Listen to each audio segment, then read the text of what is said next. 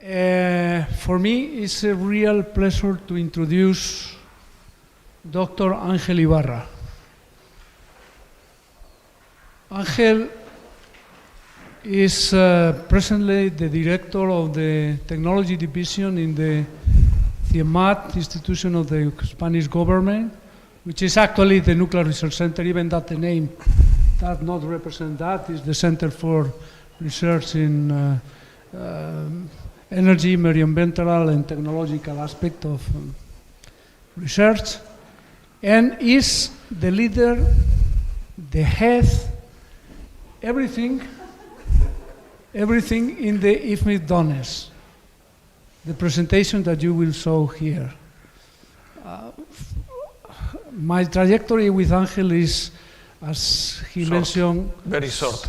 Very short. 1986, we were remembering now, 1985 probably. So we have had many wars in our lives, many.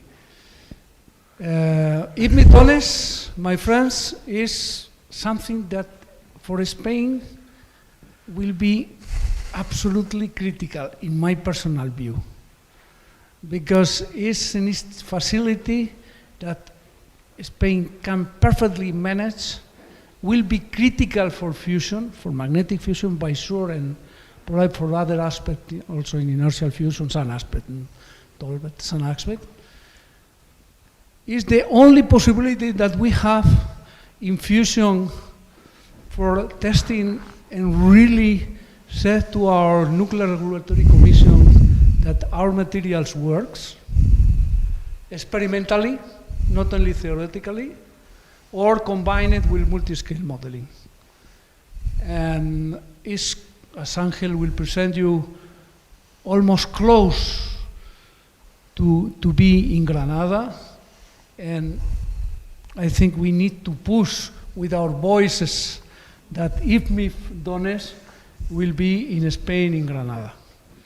For the science and technology in this country will be very, very important. If we have one scarce thing, very small aspect in Spain, in research, are not brains. We are plenty of very good brains, but we have not facilities. We have not facilities. That is what we, and I talked with Ángel together, we try for many years. Now we are close to have in our hand one of their facilities. We have no facilities.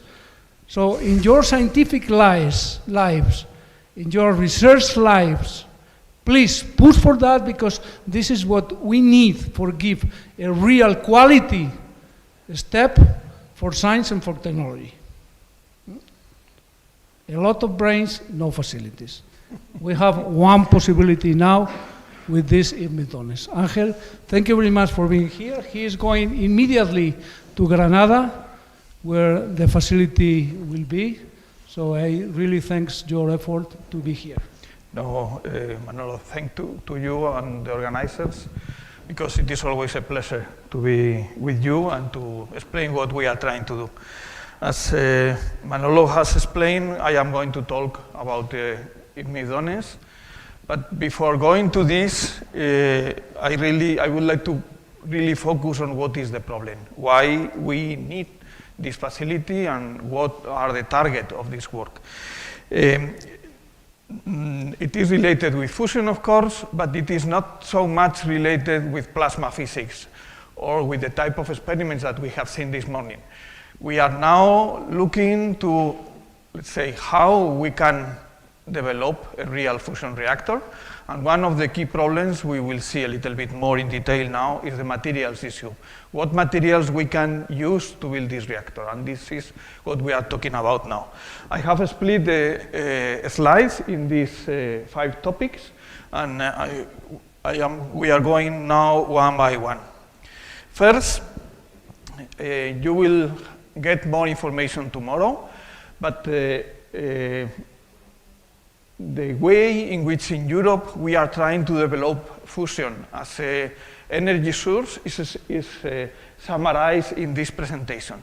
The key, the mainstream, the way in which we want to build it is to using what this morning Carlos has explained, the tokamak plasma machines that we are trying to increase in an increasing size. We have now yet. We are now building ITER, and the next step will be needed demo. In each one of these steps, we play not only with the plasma physics, but we are trying to solve different technology issues. In the case, the mission of JET was and is to demonstrate the scientific feasibility to produce fusion nuclear reactions in a significant amount of them. The main objective of ITER is to demonstrate that we have all the systems that are needed to control the fusion reaction. ITER, we talk about ITER as a reactor, but it is not really a reactor. ITER will not produce electricity at all. It will produce a lot of energy. It will produce more energy than the one that you need to create the fusion reactions, but it will not be produced electricity because the systems, the technologies that are needed to control the energy that is to produce and to transfer this energy into electricity are still not available in this machine. The mission of what we call demo is this one, to not only to control the fusion reactions, but also to produce electricity and to be able to evaluate all the safety related aspects, economy, and so on and so on. So this is the main way, the main stream that we use to develop fusion. But just there are a number of activities going on in Europe in parallel to this main line that are what we call the alternative concepts that Carlos has also mentioned this morning. This is the Accelerator line that he mentioned that we have the TG2 machine at CMAT. These developments are being developed just to be sure in case the tokamak fails for some reason, we have a plasma machine, a plasma alternative that can also work to produce fusion. And besides this, we need to solve what we call a number of technology issues. I usually don't like to use the word technology because many of these technology issues are based on very deep scientific problems, but it is the plasma physics community usually talks about technology. But these technology issues are, of course, engineering problems, but also materials problems, maintenance issues, reliability, how long we can operate the facility without stopping, and so on and so on. To solve these technology issues is also very important to assure that demo will be able to work. One of these technology issues is the one related with radiation effects.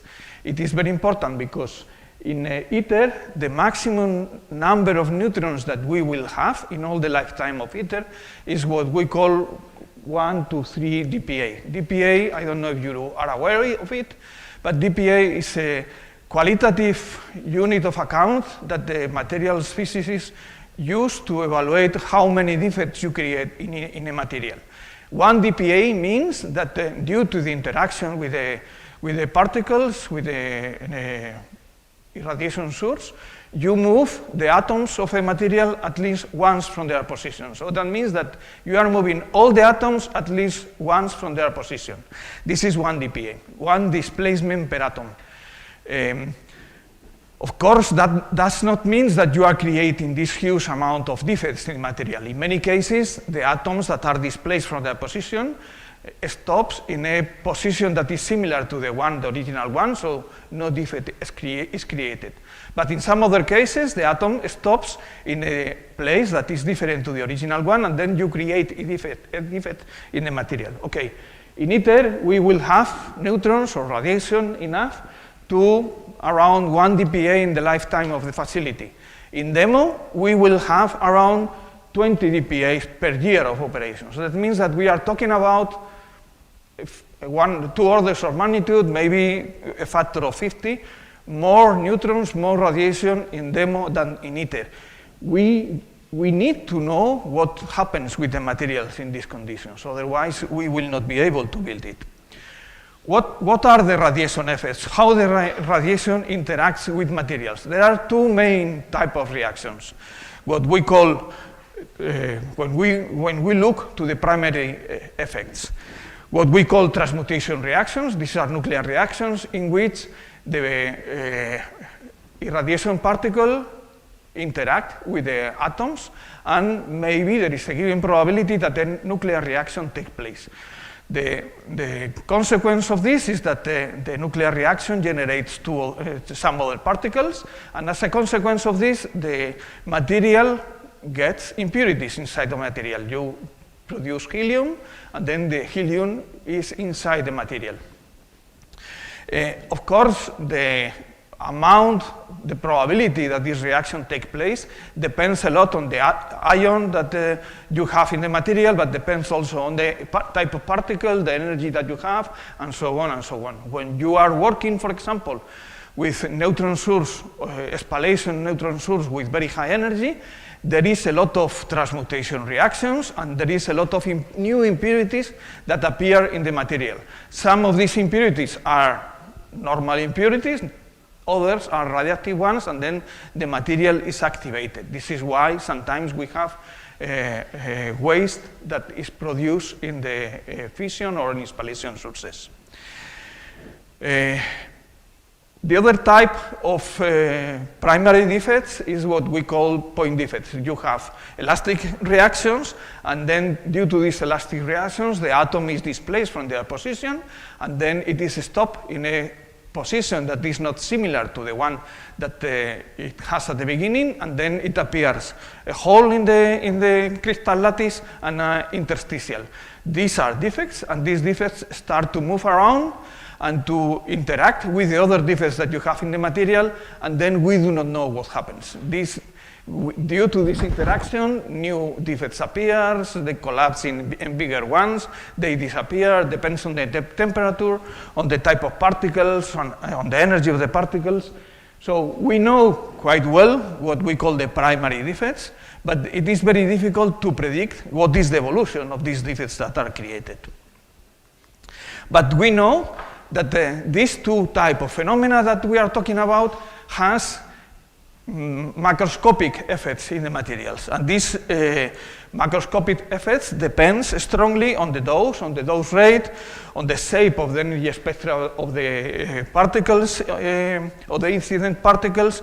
It depends strongly on the material that in which the particles are coming in, and you can have change in almost any kind of property that you can imagine. You can have, for example, change in a lot of mechanical properties that are very important for the design of the systems. And we know that there are changes that, for example, increase the hardening, decrease the ductility, decrease the heat conduction, there are swelling, there are embrittlement, there are blistering, all depending on the type of particles, the dose rate, and all these parameters. So we cannot predict this easily, although we know that it happens depending in different cases. Of course, that means that you need to take into account this in the design of your component. When you make a design of a component in a fusion reactor, you must know what will happen with the radiation, because the material should be able to survive to these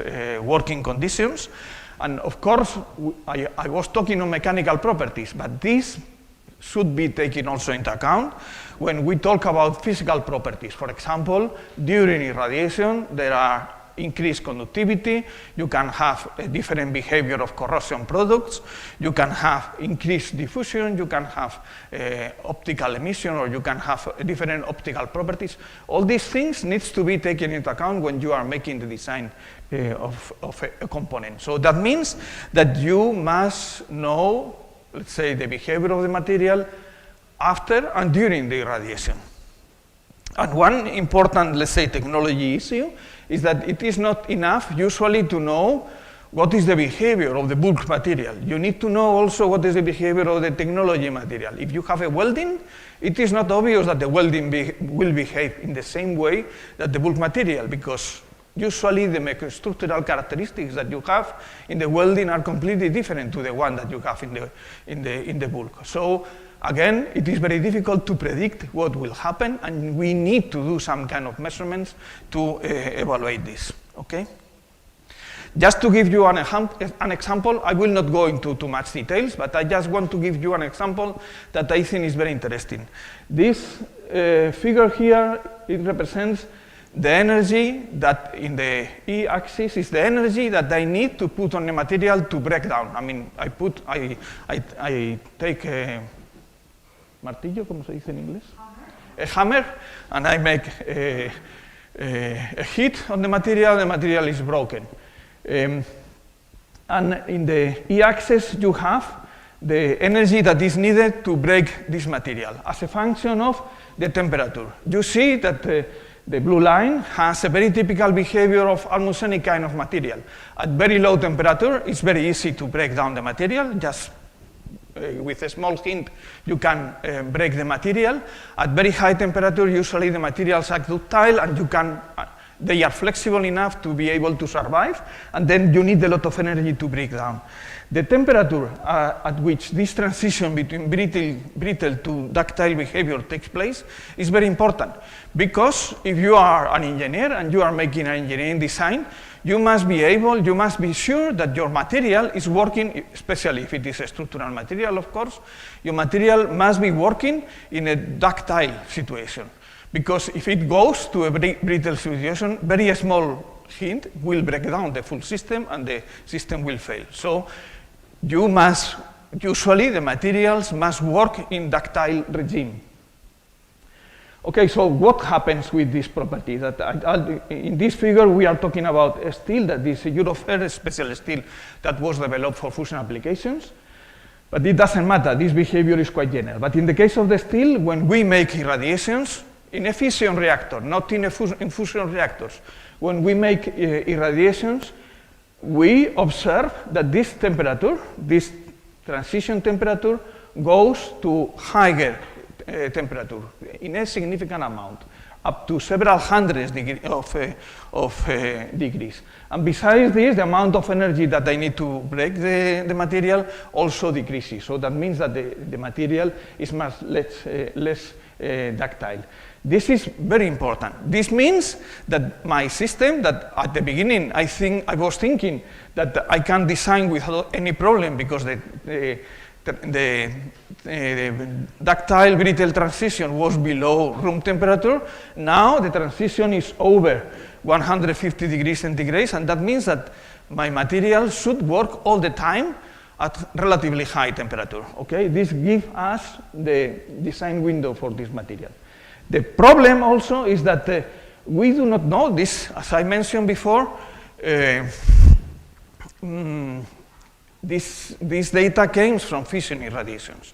We do not know if in a fusion reactor things will work in the same way, because we know that in a fusion reactor the energy of the neutrons are higher, and that means that there will be some transmutation reactions that I mentioned before, and that means that I will put impurities in the steel, impurities that are mainly hydrogen and helium, and we do not know. In fact, we know that helium has effects on the mechanical properties, so we do not know how the helium will modify this behavior if it is modified. And the problem is that there are not too many data. Here you can see but the data that we have are not very nice. So in these figures, I try to summarize what we know a few years ago about this. In the upper left figure, you see how this movement, this change in the ductile to brittle transition, how moves with the dose. You can see that when we increase the dose, the shift of this transition moves, it has a parametric behavior, it moves around 200, 250. Of course, this depends on the temperature. I mean, if we make the irradiation at a different temperature, this shift is different. But we try to develop some experiments in which we can try to understand if there is some effect of helium. There are some experiments that has been made that is to use, for example, steel in which I put some boron, and the boron has a nuclear reaction that produces helium, and then if I put steel doped with boron in a fission reactor, I can generate, at the same time that I have neutrons, I can generate also some helium in the material. The problem is that the rate, the dose rate for the helium generation is much bigger than for the neutrons, but at least I can have some idea of what happens. The experimental results that has been obtained are summarized in this figure, and besides this shift of temperature that we can see here, besides this shift, we have another 200 or 300 degrees centigrade of shift in this movement of the brittle to ductile transition. If instead of making this kind of experiments, I made other type of experiments, for example, I use spallation sources that has a very high neutron energy spectra, and that means that I can create a lot of transmutation effects. It is possible also to get also very strong shifts in temperature. You can see in this left lower figure the summary of the shifts that you can observe, that they can go up to 600 or 700 degrees. The problem with both types of experiments are that they are not like the ones that we will have in a fusion reactor, because the conditions are completely different. In the case of the spallation source, it's even worse, because the impurities that are generated are so much that we are moving in the phase space of the material, and we will not have martensitic steel, we have a different type of steel. And this, let's say, that means that we cannot take this data as granted. It's just indications that the helium has some effect. And then this is something that is important. What means that? That means that if we want to know what is the behavior of the material in a fusion reactor, we need to have a neutron source like the one of a fusion reactor. We need to be able to try to understand what will be the behavior of the material. And we need this to be able to make the design of the facility, of course. But we need also to convince the regulatory body, to convince the authorities that what we are doing is okay. Usually, the regulatory body does not believe on modeling, they don't believe on scientific knowledge, they only want to see experiments that demonstrate that the things are fully correct. Only when you have experiments and when you demonstrate that your code is perfect, then they take the codes as granted. But you need to have experiments that demonstrate that things are properly made.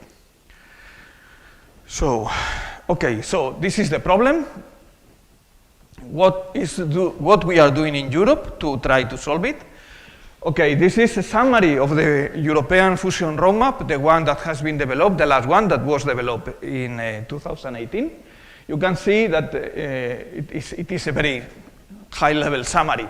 The first and the most important thing is ITER. We need to have ITER running as soon as possible and with good results, of course. The second thing is demo. Immediately after ITER, we should build demo to be able to demonstrate that fusion is a real competitive energy source. The objective that the European fusion roadmap defined was to be able to produce fusion electricity in the 50s, in 2050. And to be able to do this, we must make the things very fast. But you can see in this scheme that to be able to build demo in this scheme, it has been identified that there are a number of arrows or points in time, if you want, in which it is needed to feed the demo design with some information coming from materials. And it has been identified at least 2 or 3 times, moments in time in which these data are very important, that these moments in time are when we are, let's say, closing the conceptual design of the facility or the preliminary engineering design of the facility, when we are closing the final engineering of the facility, and when we go to the licensing of the authorities, okay? So it has been identified, this neutron source that we call IFMIF-DONES, as a high priority facility in the critical path for the construction of them. But this is not the only thing that we need. The European strategy that has been developed to try to solve this materials issue is that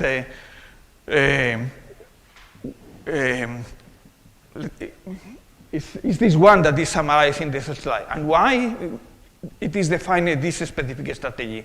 Because even if we are able to build this facility that we told IFMIF-DONES, the irradiation volume that you have available and the time that you have available to make experiments there is not enough. We need much more than this. Just to give you an idea, when you try to demonstrate that the material is a good one from the regulatory point of view to be used in a fission reactor, usually it is needed to build a database with several thousands of points, I would say, with several thousands of experimental data that based on this experimental data, you build this database after a critical analysis. Of course, several thousands of experimental data take several decades of experiments. So it's not something that can be developed with a single experiment. With a single experiment, you get an idea on the understanding that you have of the radiation damage on the material. You can develop a model. You can try to understand what is going on. But you need to demonstrate that the same results are obtained in different batches of the material, with weldings or not weldings, in the material fabricated by different people, treated in different ways. So all these things need to be consistent to be sure that the material is reliable from this point of view. So it is difficult that we will be able to do this in short time in a fusion-like neutron source. So the strategy that is being developed in Europe is that we will do a lot of fission irradiations. We will try to use the facilities that we have today available to try to develop this database using fission irradiations. And it is being spent and will be spent in the next few years a huge amount of money in doing fission irradiations in different places. With this, we will have an idea of how the material behaves in a consistent way, and then we will do fusion-like irradiations using DONES or any other facility similar to DONES, and let's say, to calibrate this database that we have produced. If everything works well, we will be able to demonstrate that the chains are under control and they are not, and they are, let's say, more or less understandable. This is always based in the understanding that we have today that the effects of helium in the materials, or helium and hydrogen, in the case of fusion reactions, is only significant when we go to relatively high radiation dose. They talk about 20 dPa, maybe 15, 20 dPa. We think that the difference between fusion and fusion will appear only when we are over, let's say, 15 or 20 dPa. If this is true, this approach is okay. If this is not true, we will have problems. So what are the requirements for this neutron source? The requirements are to produce fusion-like neutrons with an intensity large enough to allow accelerated testing of the materials. We want to be able to make the experiments in relatively short time, if possible, to be able to reach to a damage level, a number of neutrons over the planet end of life of the material in the facility, and we need to irradiate a volume large enough in such a way that we can characterize engineering properties, not only physical or not only scientific properties, but we want to characterize also engineering properties. And that means that we need a relatively big volume. And with these, let's say, generic requirements, it was identified some time ago that the type of facility that can provide these requirements, the only type of facility that can provide this type of requirements are the deuteron beam hitting on the lithium target that is produce neutrons with an energy very similar to the one of a fusion reactor. It's not a fusion reactor, it's a stripping reaction, but let's say the type of neutrons that are produced are very similar to the ones that we have this. And this gives rise to what it was called the IFMIF project that started in the 90s. Many people have been involved on this project along the time. IFMIF means International Fusion Materials Irradiation Facility. And all the work that we are doing now is based on these early works in the past. But these generic requirements, if we translate these generic requirements to the demo reactor design that is being made today, we get these numbers that you can see in the right side of the slide. But this is very important.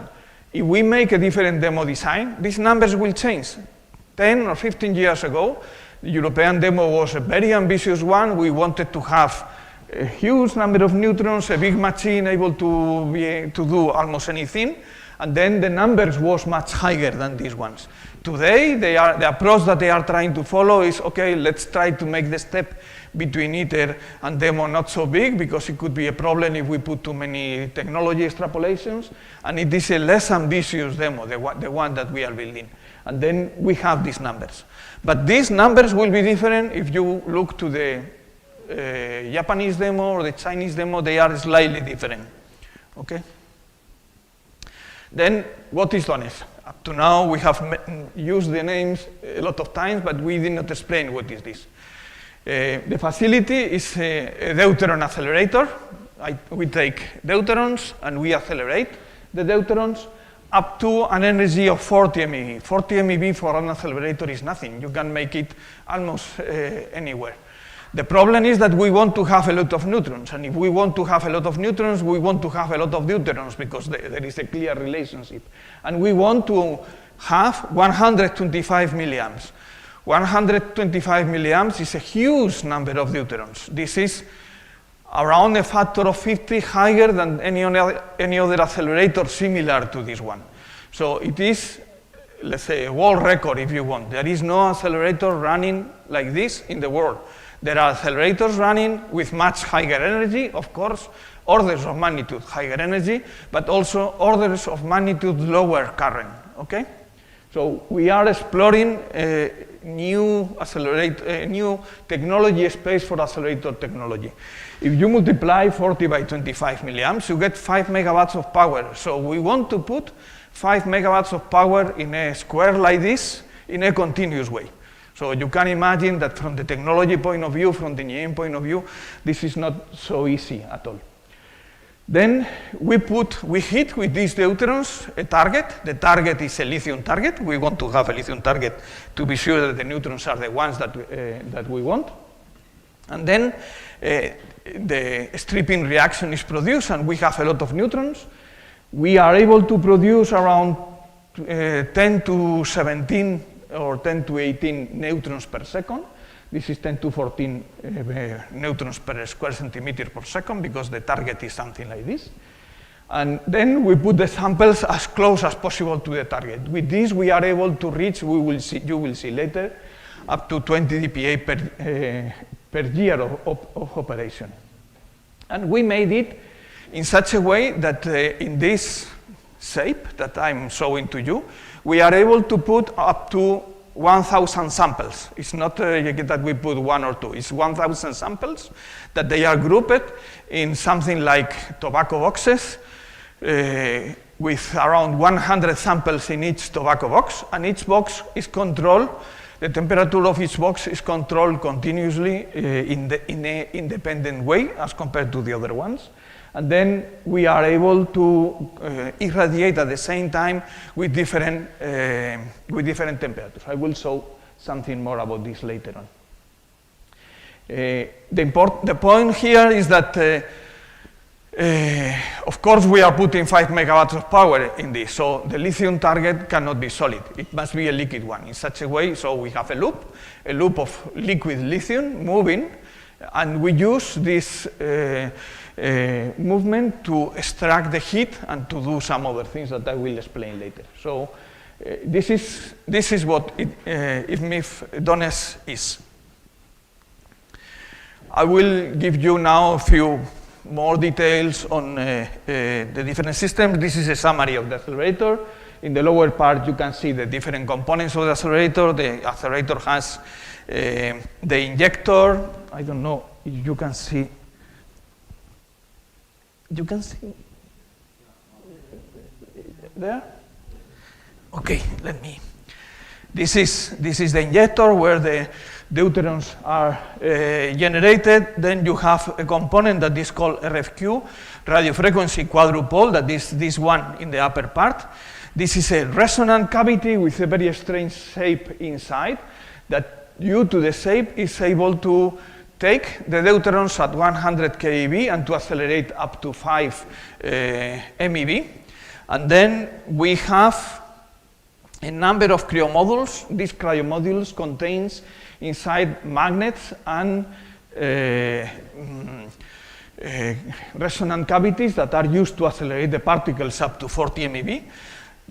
This thing in the upper part is all the power, the RF system that is needed to feed all these components with energy enough. And then this last section is all the transport line that is used to transfer the deuterons from the output of the cryomodules to the target, and at the same time changing the shape of the beam. At the output of the cryomodules, it is a Gaussian beam, and in the target it is a rectangular one. The key problem here, you can see in this gray box, the key issues of the accelerator. The key problem here is that we want, as I mentioned before, to accelerate a very high current. A very high current means a lot of deuterons all together, and they are positively charged. They try to disperse themselves. This is an effect that is called a space effect in the accelerator technology, but it is just repulsion between the particles. And that means that if you want to maintain the in-grouped, you must put a lot of magnets to be sure that the particles does not go out from their position. But at the same time, you want to put energy in the particles to be sure that they are accelerated. So at the end, the density of components in this kind of accelerators is so high that there is no space to put any other thing in between. So the difficulty of this accelerator is that the density of components is very high. These photos that you see in the accelerators at CERN or in other places with a tube and from time to time some magnets to focus or to guide the particles, is not possible. Here there is one component after the other all along the accelerator, and it is very difficult really to maintain the particles in their place. Just to give you an idea what means to build an accelerator. It is, of course, is physics, so this is no doubt. We need to understand how the particles move and so on. But the number of technologies that are involved in building an accelerator is unbelievable, I would say. Any kind of technology that you can imagine is needed to be reached up to the limit in some aspects at least, if you want to build an accelerator of this type of things. I have listed here a few of the technologies that we think are key in this type of accelerator facility. That means radio frequency, cavities, construction, mechatronics to build these things, cryogenics, vacuum, power supplies, electronics, cooling technologies, because we have we must be able to control the temperature of the components very closely, diagnostics to measure what is going on, to be able, control systems to be able to control and to react to anything that happens fast enough. I just want to give you a small detail, and I'm talking too much. If the beam hits the walls of the accelerator, you know how it takes to make a hole in the wall of the accelerator? It takes a few nanoseconds. If we want to react to avoid this problem, you can imagine how fast you must be with your control system. I can tell you that we are not able to react so fast. Today, we assume that an accident that can happen is that the beam hits the wall, and then, okay, we have a problem. This is a summary of the lithium loop system. You can see here in the right side of the, in the left side of the slide, you have the accelerator tubes. That is this gray component. You can see that? Yes. and then the deuterons come through these tubes. The lithium is flowing through this yellow tube, and in this area here, in this gray part, it is an open surface. It is not in a tube because the penetration of the deuterons, 40 MeV deuterons in a solid materials is a few microns. So we cannot have a wall between the lithium and the deuterons. The lithium must be moving in a free surface, and the deuterons hit directly on the lithium. So the inner part of this gray component here is a free surface. The lithium is moving at high velocity. It is moving in a curved surface. It's moving at high velocity, 15 meters per second, in such a way that the increase of temperature of the lithium is not too high, because otherwise it will boil and it will be evaporated. And then it falls down in this dam tank, in this tank, and then it goes to the normal loop.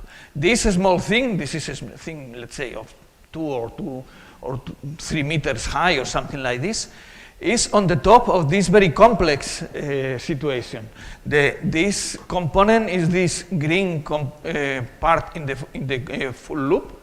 Then the lithium goes to a heat exchanger to extract the heat, and it goes to the pump to go up again in the system.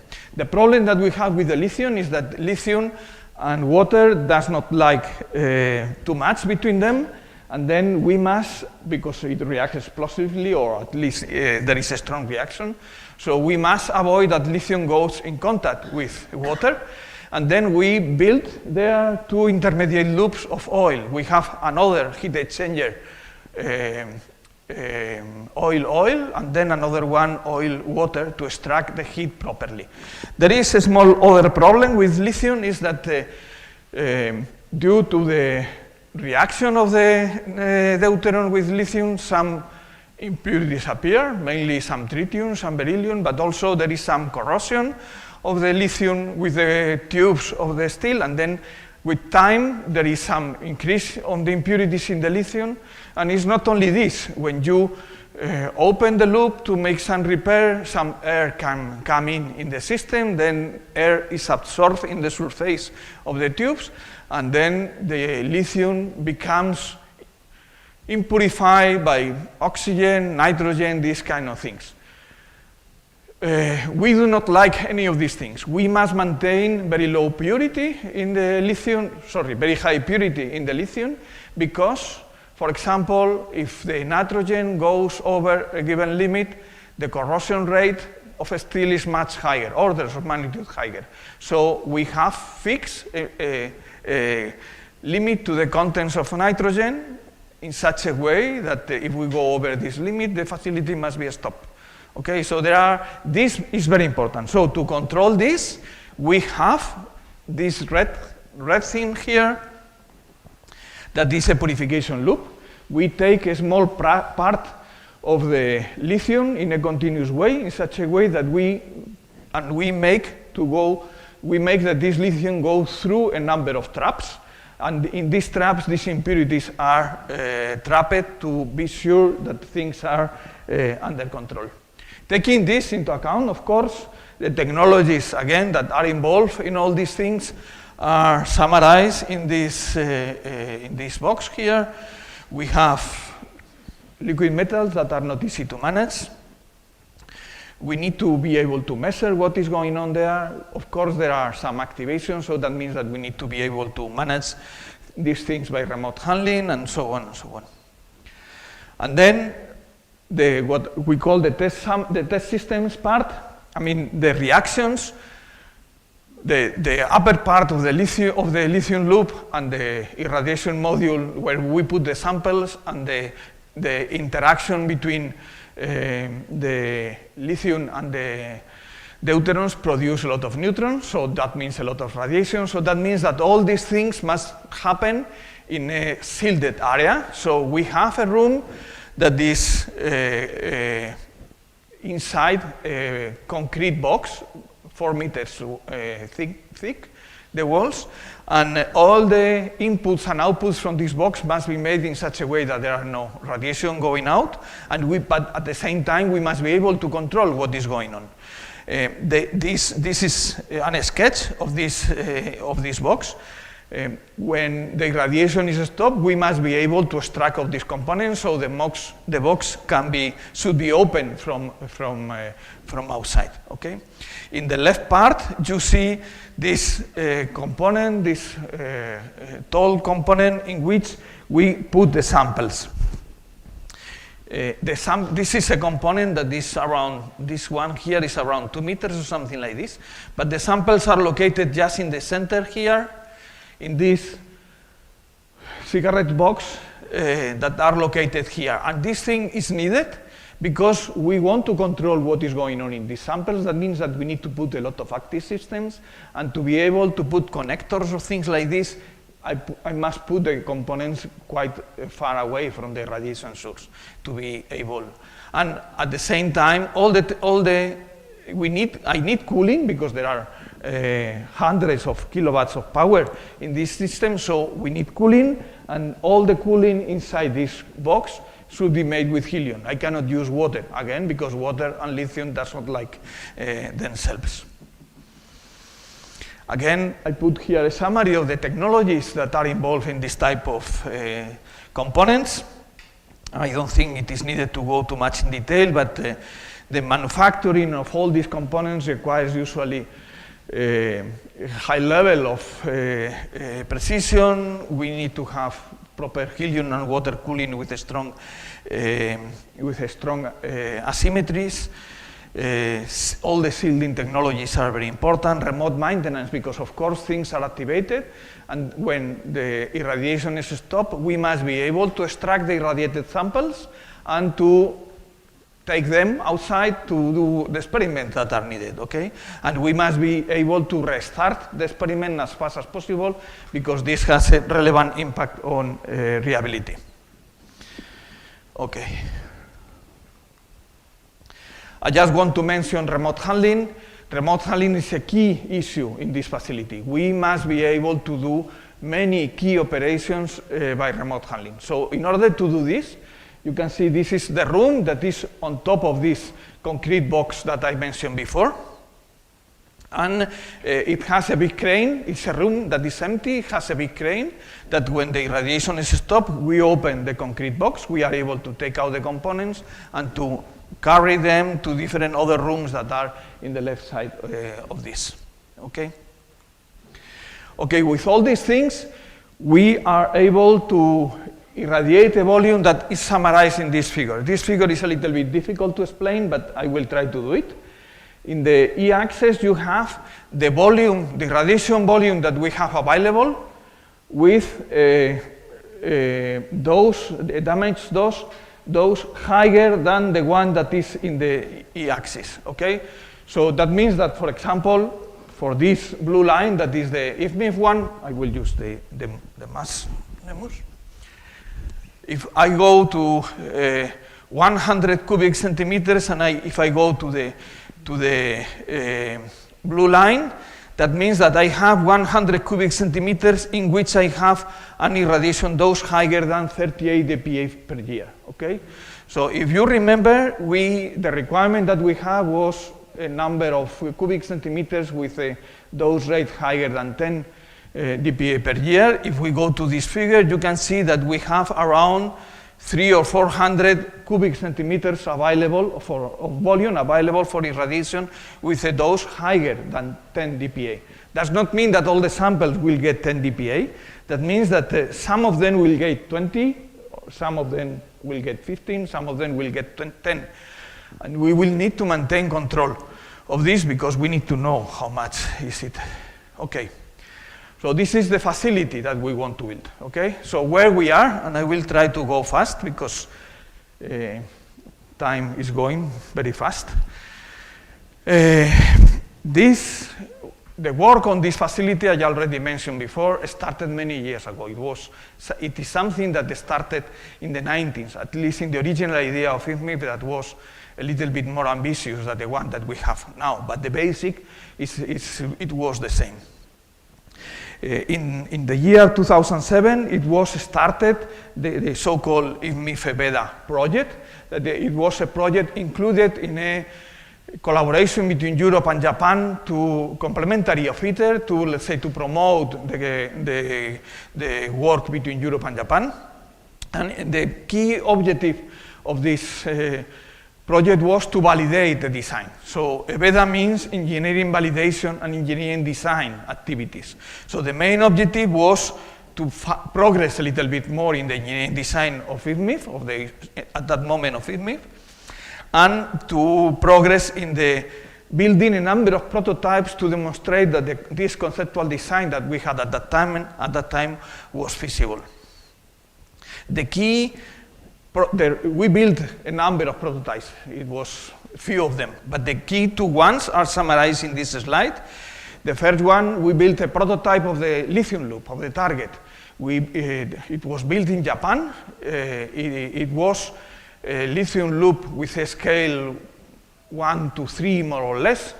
And we demonstrate that it was possible to run a loop like this during long period of time. You can see in this figure the difference between two different months of operation. You can hardly see the difference, with very high stability, without any problems, without generation of waves. That it was one of the key concerns at that time. So it was concluded that from the engineering point of view, it is possible to build a lithium loop and to run a lithium loop of this type during long periods of time.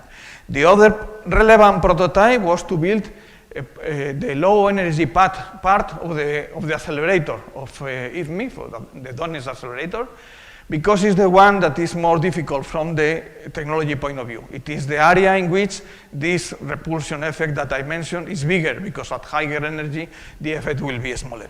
So we built up to the first cryo module in the figure that I have shown you before. Okay, and this has been built during the last 10 or 13 years. It is still being tested. Not everything is running. You can see here a few photos of the systems. Some of them were built in Spain. The Spanish contribution was very relevant. And the key, or the more important result that has been obtained up to now, it was around 1 year ago, it is that it has been demonstrated that we are able to accelerate a beam of 100 milliamps of deuterons up to 5 MeV. So this is working. The still missing thing, if you want, is that it has been accelerated in pulse mode, and now we are trying to move to, let's say, higher energy. The difference is that in pulse mode there are no temperature increase in many systems, okay? When we go to continuous wave, or at least to long pulses, then there are a lot of heat deposition everywhere, and we need to check that from the engineering point of view everything works well. This very important milestone demonstrated that, at least from the physics point of view, we know what is going on and we understand.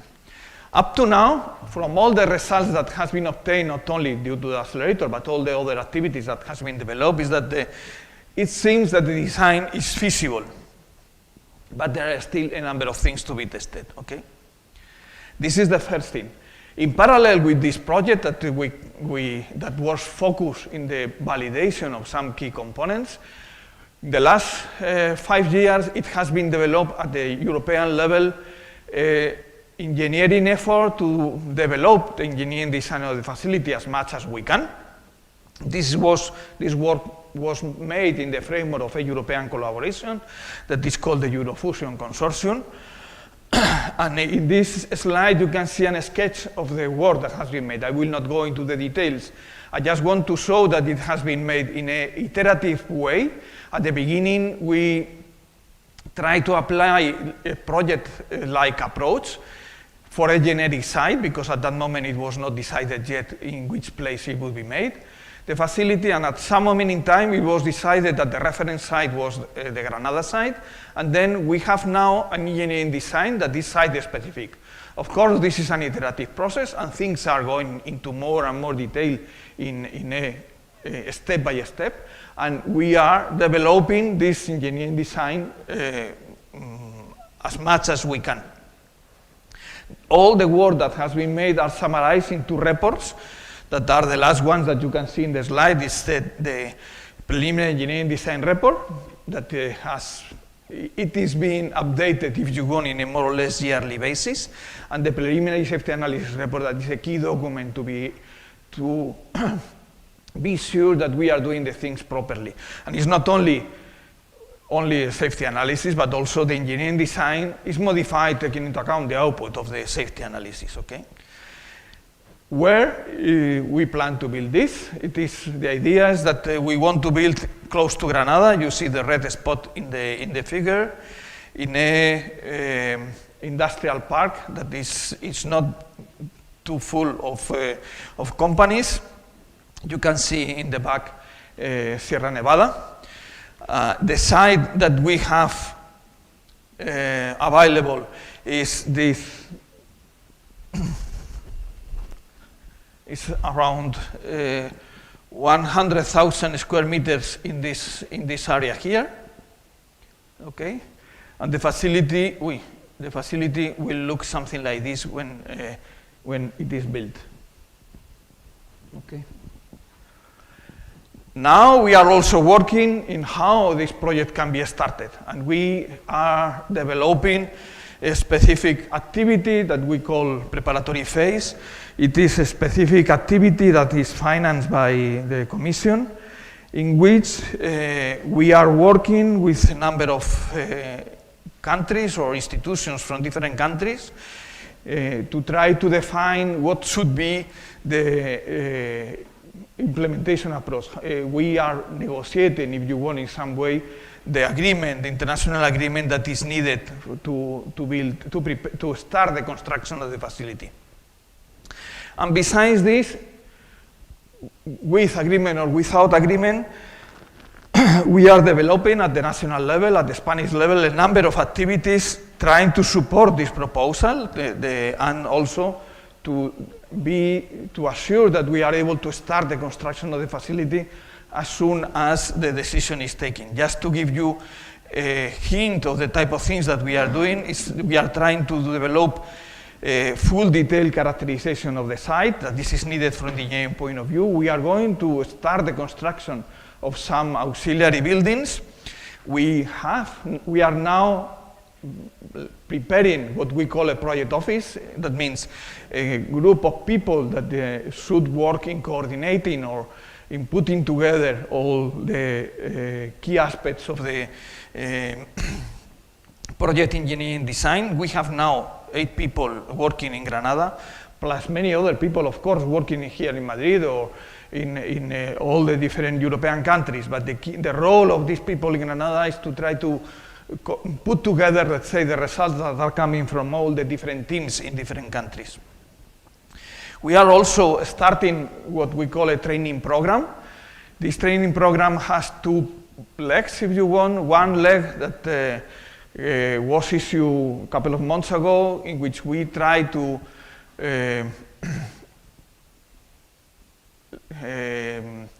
send people, postdoc positions, to different European and in other countries labs to, let's say, to try to get people with experience in some technologies that we do not fully cover at this moment.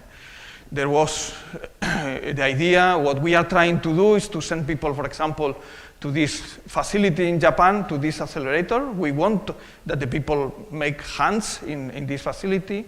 We are planning to send people to Germany to learn about diagnostics, neutronics, and things like this. We are planning to send people to Italy to learn about lithium technologies.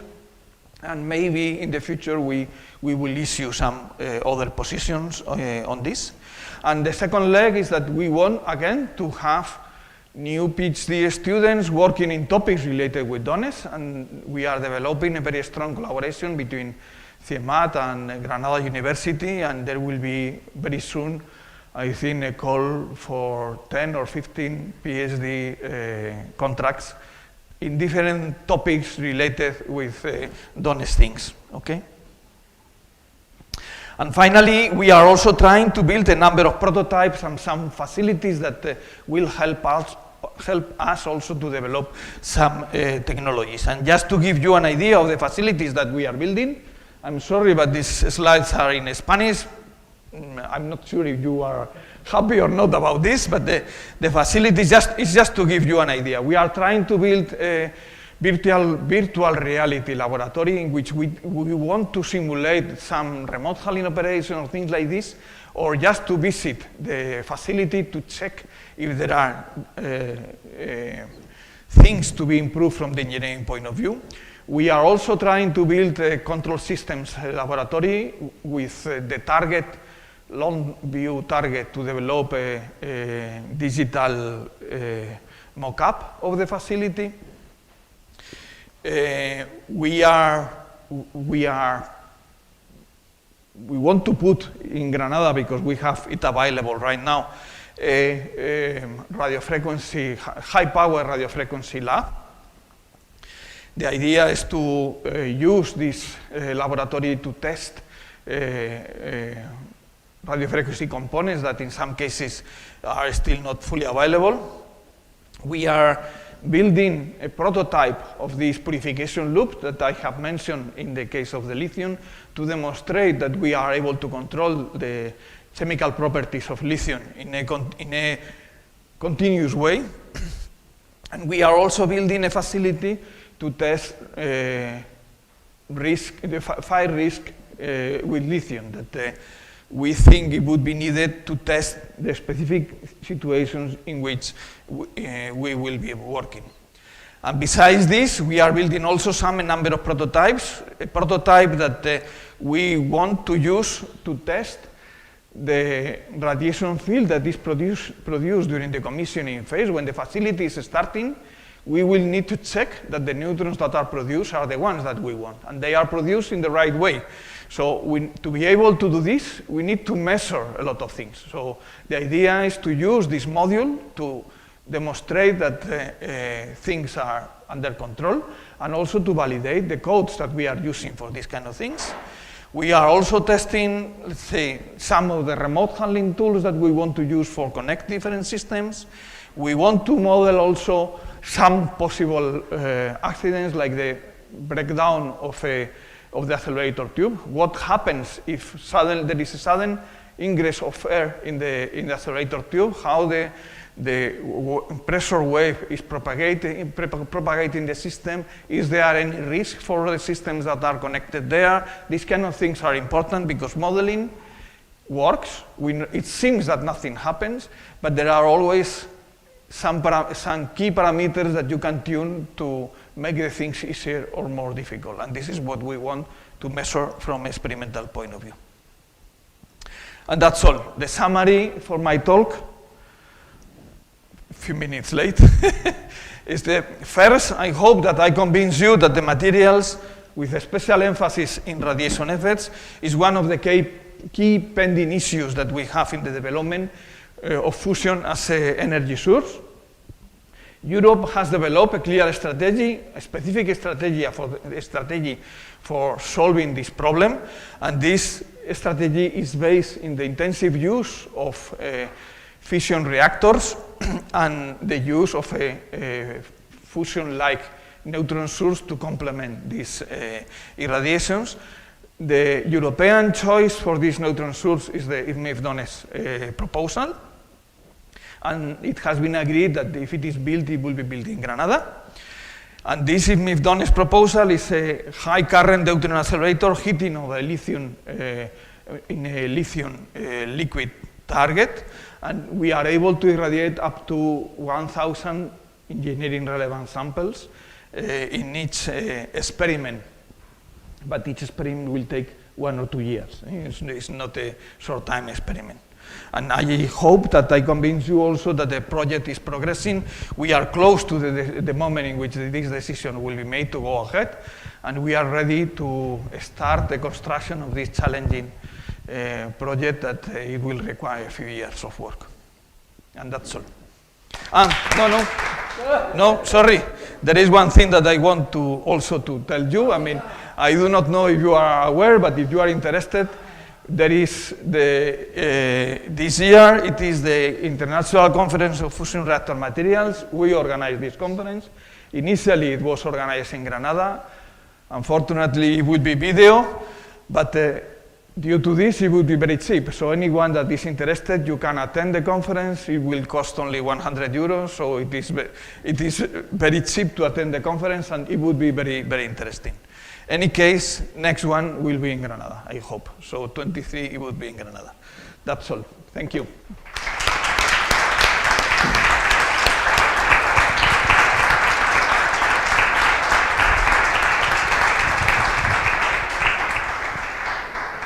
Thank you, Angel. Thank you very much. Really exciting talk, really exciting talk. Yeah.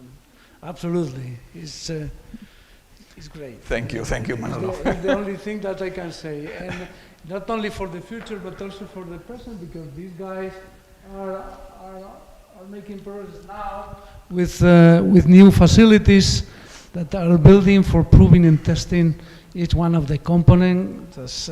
Is great.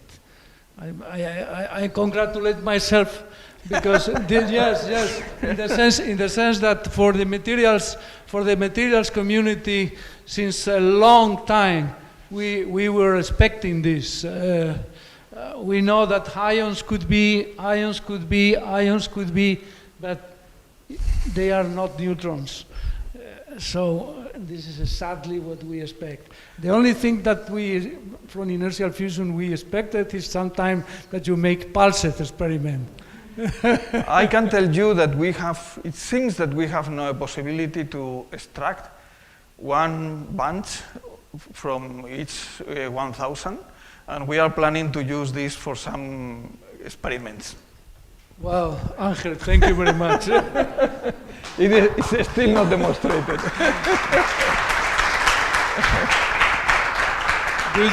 Do you have any question to this professor that even not only made the presentation, but invite you to make application for PhD and postdocs? Of course. Any question? Yes, you have one? Wait a minute.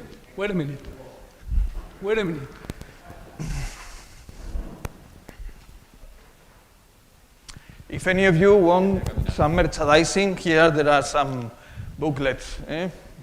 Well, I could speak, we have many questions, but just to summarize, for example, for Eurofair, you mentioned Eurofair 97. What kind of tests are being made now for Eurofair? And what kind of fusion-like testing material facilities do we have currently? Okay. It depends, in the case of Eurofair, it depends what you want to do with Eurofair. I mean, if you are going to use Eurofair for ITER, for example, that is one of the things that are happening, the dose in ITER is so low that you can use any kind of neutron source to test it.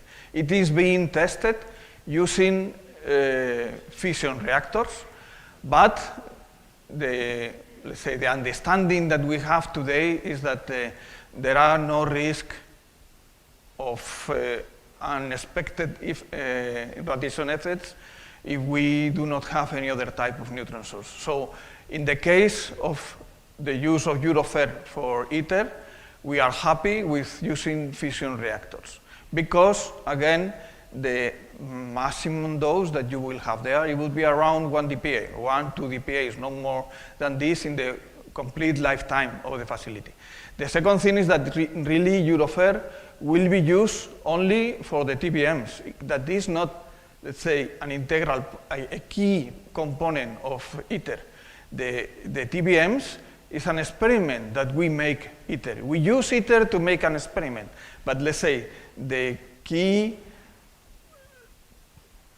steels that are the structural steels that are used in ITER, the ones that define the integrity of the facility, are really stainless steel. So the TBMs are an experiment that we use, that we make in ITER. Of course, they must behave properly, but it is just one experiment. But in any case, again, the maximum dose is only 1, 2 dPAs, and then we know enough with fission irradiations. But right now, is there any fusion-like No, the answer is no. facility? No, no, Nothing. there is nothing. I mean, of course, there are, and there were, for example, in the States, there were some, I don't know, even in Europe, there are some neutron source, fusion-like neutron source, just for example, using deuteron on tritium targets. But the amount of neutrons that you are able to produce with this is so low that you are not able to go over 10 to minus 5, 10 to minus 6 dPa. So it is negligible when we are talking about on radiation effects on the materials. It is very important when you are talking about validation neutronics experiments, when you want to know how the neutron field will be distributed. But if you are trying to understand the behavior of the material in this neutron field, it's nothing. There is no neutron source available to make a test up to a few dPa. Okay, thank you. Thank you very much, Angel. Any other question? Oh, Mike. Yes. I make a lot of exercise now. Hi, yes, great presentation, by the way. Are there any plans for associated modeling that would go with this, like molecular dynamics simulation or things that could complement, the experimental results? Yes, of course. I mean, if you go to the mission of DONES, of course, the first one is to build this database that I mentioned, but of course, the second one is to develop benchmarking experiments thinking on modeling. I mean, it is true. It would be even needed, even if this mission is not defined. I mean, the conditions in IFMIF are not exactly the ones that you will have in a fusion reactor. You will need, in any case, some kind of tools to be able to transfer results from different facilities. So modeling is a key aspect that needs to be developed in parallel. It's not only this also, it's not only modeling of radiation effects, there are other type of modelings that are also needed. For example, the samples that we use in DONES and in fission reactors are usually what it is called miniaturized samples that are millimeter-sized samples, usually. And of course, to translate these results to engineering properties requires some basic understanding on how defects behave in the material and some kind of modeling from this point of view also. So yes, modeling is a key tool in all these works, no discussion. Sorry. And so associated, there would be facilities for dissecting, Yes. microscopy and so on. Well, the idea that we have is that this will be a combined approach. Of course, we need to raise the interest of different institutions in the project. And then the idea that we have today is that some tests will be made on site, but many other will be made in different labs. So we still did not define it, and we have some time to do this, which experiment or which properties will be analyzed where. But the general approach is that, let's say, the experiments that requires a very long experimental time probably will be made on site. I have another question, Angel. Excuse me, but we are passing of time. But I am supposing that that's not a problem for you because you are learning more things if we make questions, no? It could be a problem for me, but I will lose the blame, but okay. No, my question is, Angel, you will arrive to make proofs so small, samples so small to use nano indentation or something like that, or that never will arrive to be so small the samples too? This will depend on the development of material science in the next decades, I would say.